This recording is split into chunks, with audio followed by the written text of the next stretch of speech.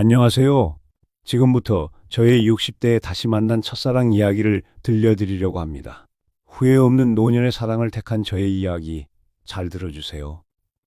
나는 취업 전선에서 치열하게 버티고 있었고 나의 첫사랑이었던 영희는 부모님의 뜻에 따라 안정된 직업을 가진 남자와 결혼했다는 소식을 전해 들었다. 그 소식을 들은 날 술잔을 붙잡고 새벽까지 울었던 기억이 아직도 생생하다. 내가 조금만 더 나았더라면 그녀를 지킬 수 있었을까? 시간은 무심하게 흘렀고 우리는 각자의 길을 걸었다. 나는 회사에 들어가 바쁘게 살았고 직장에서 만난 지금의 아내와 결혼했다. 아내는 다정했지만 병약했다. 결혼한 지 25년 만에 세상을 떠나고 말았다. 아이들은 제 앞가림을 하느라 바빴고 나는 은퇴 후 홀로 남았다. 그렇게 내 청춘의 첫사랑은 내 마음속 깊은 서랍 속에서 꺼내지 못한 채로 묻혀 있었다. 성우 씨, 오랜만이에요. 아니, 너무 오랜만이죠. 그녀의 목소리를 듣는 순간 나는 믿기지 않는 감정을 느꼈다. 마치 잊고 지낸 심장이 다시 뛰는 것 같았다. 며칠 뒤 우리는 시내의 작은 카페에서 만나기로 했다. 그녀가 문을 열고 들어오는 순간 나는 순간적으로 시간이 거꾸로 흐른 듯한 착각을 했다. 물론 20대의 영희가 아니었다. 머리카락에는 세월이 내려앉아 있었고 얼굴엔 주름이 깊게 패여 있었다. 하지만 눈빛만은 그대로였다. 그 눈동자 속의 맑음이 나를 단번에 과거로 끌어갔다. 정말 성우 씨 맞네요. 예전 그대로예요. 나는 어색하게 웃으며 대답했다. 나야 뭐 예전보다 살도 찌고 머리도 하얘졌지. 우리는 마주 앉아 커피를 시켰다. 처음 몇 분은 어색한 침묵이 흘렀다. 하지만 이내 40년간 쌓인 말들이 터져나왔다. 그녀는 조용히 말했다. 결혼했지만 오래가지 못했어요. 남편은 다른 여자를 만들었고 결국 이혼했죠. 아이들은 있지만 멀리 살고 혼자 산 지도 오래예요. 나는 고개를 끄덕이며 내 이야기도 털어놓았다. 아내는 아파서 일찍 떠났어. 그 뒤로는 그냥 애들 뒷바라지하며 살았지. 이제는 다 커서 나랑도 멀리 지내고 나도 혼자야. 우리의 대화는 점점 옛 추억으로 흘러갔다. 캠퍼스 벤치에서 함께 먹던 김밥, 도서관에서 나누던 눈빛, 우산 하나를 나눠 쓰던 빗길. 이야기를 꺼낼수록 웃음과 눈물이 뒤섞였다. 그날 우리는 카페 문 닫을 때까지 이야기를 나눴다. 집으로 돌아오는 길, 오랜만에 마음이 두근거렸다. 이 나이에 이런 설렘을 다시 느낄 수 있다니. 그러나 그것도 잠시, 며칠 동안 나는 영희에게 전화를 걸지 못했다. 마음은 한없이 그리워했지만 손은 휴대폰 위에서 망설이기만 했다. 결국 자식들의 얼굴이 떠올랐기 때문이다. 아내를 떠나보낸 지 몇 년 되지도 않았는데 내가 누군가와 다시 만난다는 걸 그 아이들이 받아들일 리 없었다. 그러던 어느 날 딸아이에게 전화가 왔다. 아빠, 요즘 어디 자주 나가세요? 목소리도 달라졌어요. 나는 순간 심장이 철렁 내려앉았다. 아무렇지 않은 척 웃으며 대답했다. 아니야, 그냥 오랜만에 친구랑 연락이 닿아서. 친구요? 여자분이에요? 그 짧은 질문은 칼처럼 날카로웠다. 대답을 피하려 했지만 이미 늦었다. 침묵이 모든 걸 드러내고 말았다. 아빠, 엄마 돌아가신 지 얼마나 됐다고. 벌써 다른 여자라니요? 우리 가족 체면은 생각도 안 하세요? 딸의 말이 내 가슴을 무겁게 눌렀다. 한순간에 설렘이 죄책감으로 변했다. 딸의 목소리엔 분노와 실망이 뒤섞여 있었고 그 감정이 그대로 내 가슴에 박혔다. 며칠 뒤 결국 영희를 만났다. 카페에 앉아 그녀는 조심스럽게 물었다. 왜 연락이 없으셨어요? 제가 혹시 부담이 됐나요? 나는 고개를 숙였다. 아이들이 받아들이지 못해. 딸이 그러더군. 엄마 돌아가신 지 얼마나 됐다고. 그 말이 머릿속에서 떠나질 않아. 영희는 잠시 눈을 감았다가 나를 똑바로 바라봤다. 성우 씨, 우리 나이가 몇 살이에요?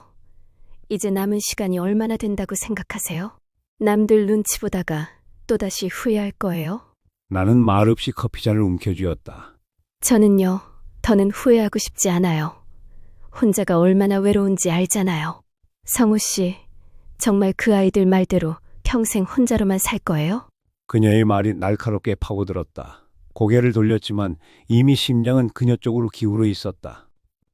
며칠 뒤 술자리에서 딸과 이야기를 나눴다.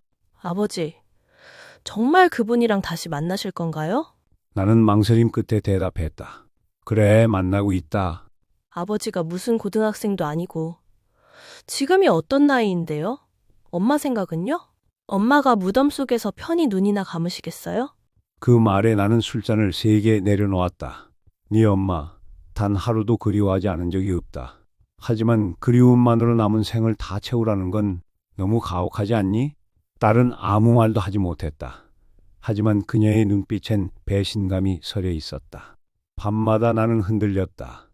아버지답지 않다는 자식들의 비난, 손가락질 받을 것이다 라는 세상의 시선, 그리고 무엇보다도 내가 잘못 가는 건 아닐까라는 스스로의 죄책감. 하지만 한편으론 두근거리는 심장이 외쳤다. 지금 아니면 다시는 기회가 없다. 공원 벤치에서 영희를 만났을 때 그녀는 담담히 말했다. 저도 아이들에게 말했어요. 당연히 반대했죠. 엄마가 무슨 연애냐며 화를 냈어요. 그런데 성우 씨, 그게 무슨 상관이에요? 결국 내 곁에 있어줄 사람은 아이들이 아니라 내 손을 잡아줄 누군가잖아요. 나는 고개를 떨구며 속삭였다.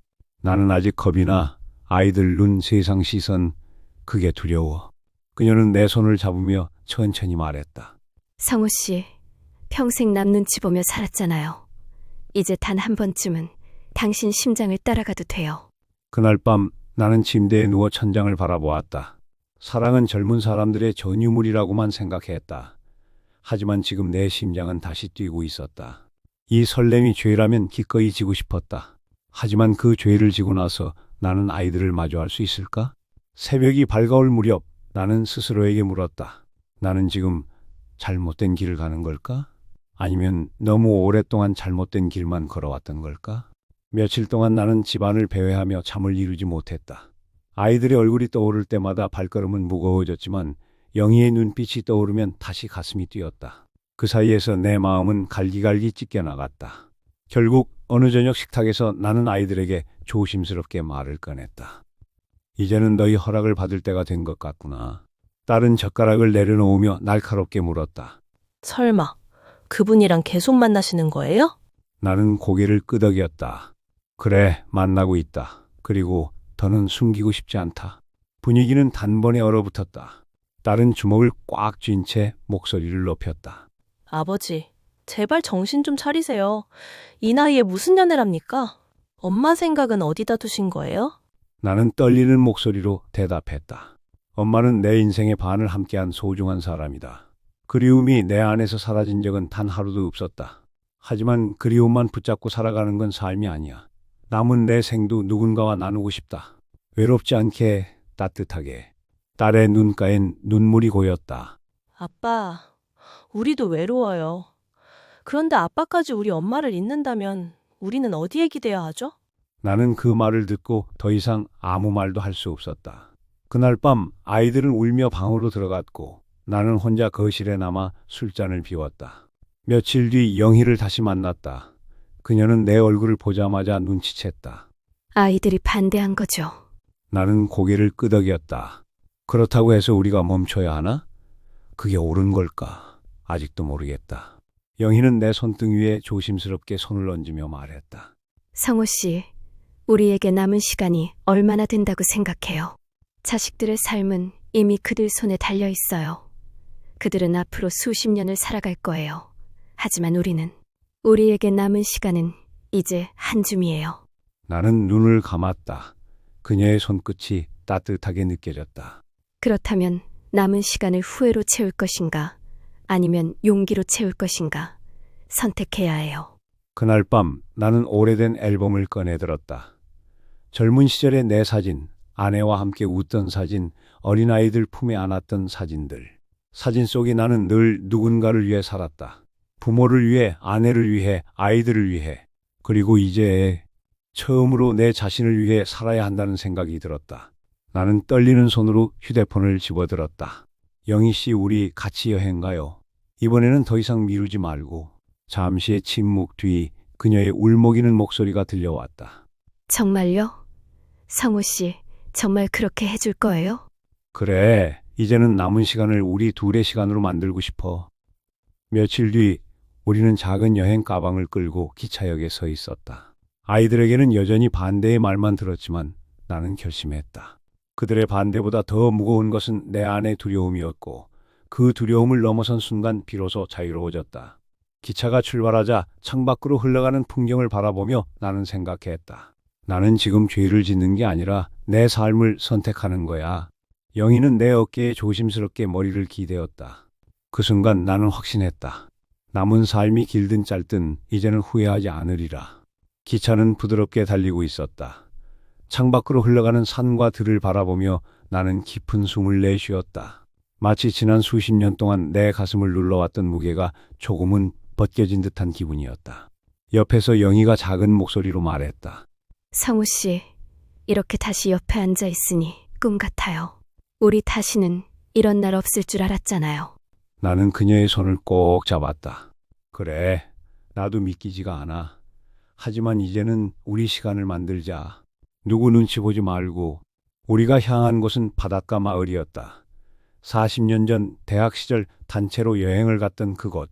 모래사장을 거닐며 우리는 그때를 떠올렸다. 그때 기억나요? 바닷바람에 머리 다 젖어서 수건 한 장으로 둘이 같이 쓰던 거. 영희는 웃음을 터뜨렸다. 그리고 성우 씨가 제 손 꼭 잡고 파도에 안 휩쓸리게 지켜줬잖아요. 나는 그때처럼 자연스럽게 그녀의 손을 다시 잡았다. 세월은 흘렀지만 그 순간만큼은 청춘으로 돌아간 듯했다. 그 후로 우리의 일상은 조금씩 변했다. 일주일에 한 번은 함께 시장을 보러 갔고 주말이면 근교로 나가 산책을 했다. 카페 창가에 앉아 서로 책을 읽기도 하고 작은 음악회에 나란히 앉아 박수를 치기도 했다. 사람들은 곱지 않은 시선을 보냈다. 나이가 몇인데 무슨 연애래? 자식들도 다 큰 마당에 체면도 모르고. 소문은 빠르게 퍼졌고 때로는 가까운 이웃들조차 수군거렸다. 하지만 영희는 의연했다. 성우 씨, 그냥 두세요. 남들 사는 인생에 우리가 끼어들지 않듯 그들도 결국은 말뿐이에요. 우리 행복은 우리가 지켜야죠. 나는 처음엔 그 말이 쉽지 않았다. 여전히 자식들의 눈빛이 마음을 짓눌렀다. 하지만 시간이 지날수록 알게 되었다. 남의 시선은 하루 이틀이면 지나가지만 내 옆에서 함께 웃고 울어줄 사람은 결국 그녀라는 걸. 어느 날 저녁 우리는 작은 국밥집에 나란히 앉아 있었다. 김이 모락모락 나는 국밥을 먹으며 영희가 말했다. 성우 씨, 우리가 이렇게 늦게라도 다시 만나서 다행이에요. 더 늦었으면 어땠을까요? 나는 국물을 천천히 떠먹으며 대답했다. 그땐 후회만 남겼겠지.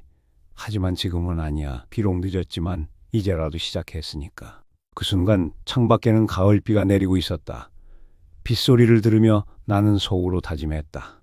이제 남은 시간 길지 않더라도 후회 없이 살자. 웃고 걷고 사랑하면서.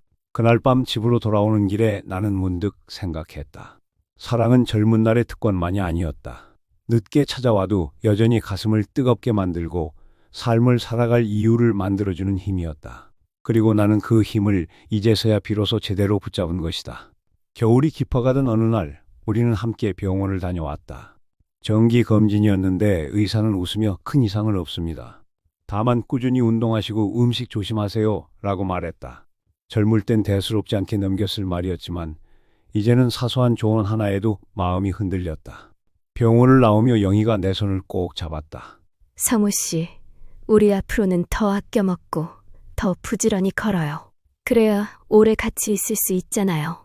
나는 그녀의 손을 꼭 쥐어주며 대답했다. 맞아. 이제는 혼자가 아니니까 더 오래 살아야지. 그날 저녁 우리는 작은 거실에 나란히 앉아 있었다. 창밖에는 첫눈이 내리고 있었다. 하얀 눈송이가 가로등 불빛에 흩날리며 내려앉는 것을 바라보던 영희가 갑자기 중얼거렸다. 성우 씨, 우리가 이렇게 다시 만난 건 단순한 우연일까요? 아니면 인연일까요? 나는 미소를 지었다. 내가 보기엔 놓쳤던 인연을 늦게나마 다시 붙잡은 거지. 우리한테 주어진 마지막 선물 같아. 영희는 눈시울이 붉어졌다. 정말 고마워요. 사실 저는 평생 혼자 쓸쓸히 살다 가겠다고 생각했거든요. 그런데 이렇게 다시 누군가 손잡고 웃을 수 있다니 꿈만 같아요. 나는 그녀의 어깨를 감싸 안으며 말했다. 우리 약속하자.